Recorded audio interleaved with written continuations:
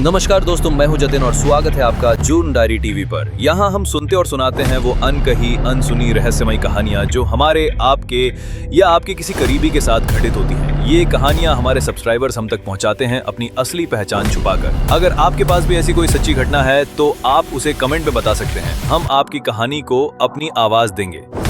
तो चलिए आज की कहानी में चलते हैं जो उत्तर प्रदेश के एक ऐसे गांव में घटी है जहां एक पुराना कुआं था, जहां सिर्फ पानी नहीं और भी कुछ ऐसा था जिसको सुनकर आपकी रूह कांप जाएगी। ये कहानी हम तक पहुंचाई है समीर ने, जो लखनऊ के रहने वाले हैं। ये बात आज से 15 साल पुरानी है, जब समीर अपने परिवार के साथ गर्मियों की छुट्टियों में अपने पैतृक गांव में गए थे। उनका गांव शहर की भाग दौड़ से दूर जंगल के बीच में एकदम शांत जगह पर था। गर्मियां अपने चरम पर थीं। दोपहर में ऐसी लू चलती थी कि लोग घरों से बाहर निकलने से भी डरते थे। गांव के बीचों बीच एक बहुत पुराना कुआं था। उसकी दीवारों पर काई जम चुकी थी और उसके आसपास बड़े बड़े पीपल के पेड़ थे, जिसके कारण वहां दिन में भी अजीब सा अंधेरा और ठंडक रहती थी। गांव के लोग उस कुएं को राधा का कुआं कहते थे। लेकिन समीर के दादाजी ने सभी बच्चों को पहले ही दिन आंगन में बैठाकर सख्त हिदायत दी थी। उन्होंने कहा, देखो, पूरे गांव में घूमना खेलना पर भूल कर भी उस कुएं की तरफ मत जाना, ना उसके पास रुकना और ना ही उसका पानी को पीना। वो कुआं मनहूस है। जब समीर ने इसकी वजह पूछी तो दादाजी ने बताया कि बरसों पहले गांव की एक नई नवेली दुल्हन राधा ने उसमें कूद कर अपनी जान दे दी थी। कहते हैं उसकी अतृप्त आत्मा आज भी उस कुएं में है, अपने अकेलेपन का साथी ढूंढती है। समीर, जो शहर में पला बड़ा था, उसके लिए ये सब अंधविश्वास था। एक दिन दोपहर में जब सब सो रहे थे, वो अपने 2 गांव के दोस्तों के साथ क्रिकेट खेल रहा था, उसी मनहूस कुएं के पास। खेलते खेलते उनकी गेंद उस कुएं की तरफ चली गई। दोस्त डर गए, पर समीर ने उन्हें चिढ़ाते हुए कहा, तुम लोग आज भी इन बातों को मानते हो? समीर, जो इन सब बातों को नहीं मानता था, उसका गर्मी से गला सूख रहा था। उसने जिद में कुएं से पानी निकाला। पानी अजीब सा ठंडा और मीठा था। दोस्तों ने बहुत मना किया, पर समीर ने उनकी एक न सुनी और 2-3 घूंट पानी पी लिया। उसी रात से घर में अजीब चीजें होने लगी। रात को करीब 2 बजे समीर की नींद अचानक खुल गई। उसे अपने कमरे में अजीब सी सीलन और सड़े हुए पत्तों की गंध आई, और जब उसने आंख खोली तो देखा कि जमीन पर पानी के गीले निशान थे, जो दरवाजे से शुरू होकर उसके बिस्तर के पास आकर खत्म हो गए थे।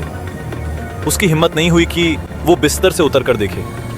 उसने डर के मारे चादर ओढ़ ली।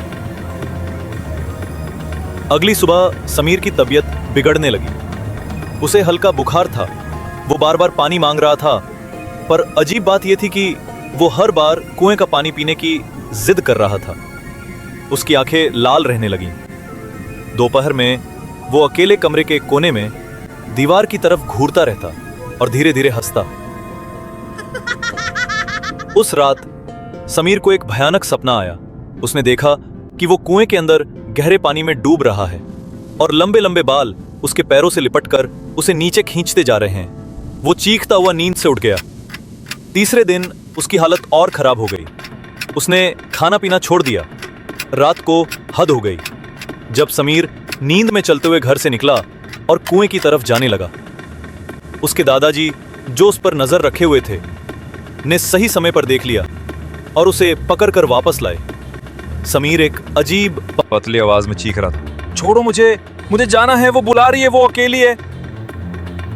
अब दादाजी समझ गए कि मामला उनके हाथ से निकल चुका है। वो सुबह होते ही गांव के मंदिर के पंडित जी को बुला लाए। पंडित जी ने समीर को देखते ही और उसकी कलाई पर बंधा एक काला धागा देखते ही कह दिया कि इस पर उस कुएं वाली आत्मा का साया है और साया बहुत गहरा है। तो पंडित जी ने वो सच बताया जो गांव के कुछ ही पुराने लोग जानते थे। राधा ने आत्महत्या नहीं की थी। उसकी शादी के कुछ दिन बाद ही गांव के जमींदार के बेटों ने उसके साथ गलत करने की कोशिश की, और जब वो नाकाम रहे तो उन्होंने राधा को जिंदा कुएं में फेंक दिया था। उसकी लाश 3 दिन बाद ऊपर आई थी। तब से उसकी अतृप्त आत्मा हर उस इंसान को अपना शिकार बनाती है जो उस कुएं का पानी पीता है, ताकि वो अपने अकेलेपन का साथी बना सके। पंडित जी ने बताया कि इसका एक ही उपाय है। अगली अमावस्या की रात को कुएं पर एक शुद्धि पूजा करनी होगी और उस आत्मा से माफी मांगनी होगी। अमावस्या की काली रात थी। पूरा परिवार कुएं के पास इकट्ठा हुआ। पंडित जी ने 7 नींबू, सिंदूर और एक काले कपड़े से पूजा शुरू की।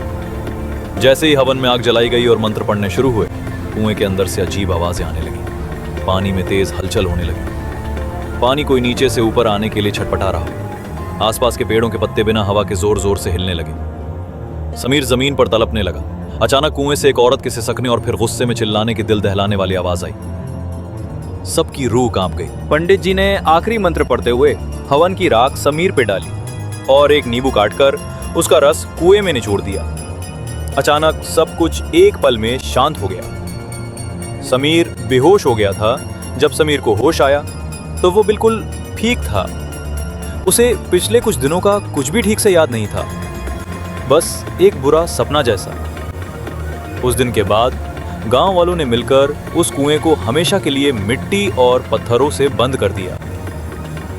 उस दिन समीर के दादाजी ने उसे अपने पास बैठाकर समझाया कि जिन चीजों को हम शहरी लोग अंधविश्वास समझकर नजरअंदाज कर देते हैं, उनके पीछे अक्सर एक दर्दनाक सच और नाइंसाफी की कहानी छिपी होती है। बुजुर्गों की बातें हमें उन्हीं अनजान खतरों से बचाने के लिए होती हैं। तो दोस्तों, ये थी आज की कहानी। आपको क्या लगता है, अगर आप समीर की जगह होते तो क्या करते? अपने विचार नीचे कमेंट्स में जरूर बताएं। अगर आपको ये कहानी पसंद आई हो तो वीडियो को लाइक करें, अपने दोस्तों के साथ शेयर करें और कुछ सब्सक्राइब करना ना भूलें। बेल आइकन दबा दें ताकि अगली डरावनी दास्तान आप तक सबसे पहले पहुंचे। अगली कहानी में हम जाएंगे एक ऐसे सुनसान हाईवे पर जहां रात को एक सफेद साड़ी वाली औरत लिफ्ट मांगती है। उस पर तब तक के लिए अपना ख्याल रखें। नमस्कार।